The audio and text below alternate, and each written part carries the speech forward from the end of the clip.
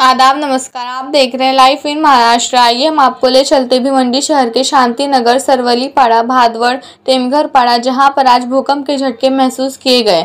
आपको बता दें, इन जगह पर भूकंप के झटके मात्र 1 से 2 सेकंड के उपरांत में थे।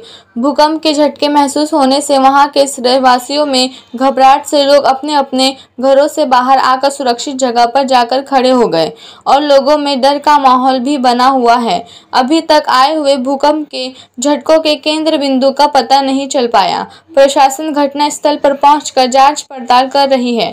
कैमरामैन रेहान के साथ मुश्ताक हाशमी की एक विशेष रिपोर्ट। भादवड गावामध्ये आत्ता एवढ्यात 5 मिनिटांपूर्वी भूकंपाचा मोठा झटका जाणवला आणि ही सर्व मुलं जी आहेत ही ट्यूशनला आलेली मुलं सगळे घाबरले। ए तुम्हाला काय वाटलं? क्या लगा तुको? कैसे आवाज आया? हाँ झटका बसला? कसा झटका बसला? हाँ घाबरले का? हाँ कसं वाटलं? काय वाटलं? काय करत होती? बोल मी पण घाबरल्यासारखी झाली। घाबरल्यासारखी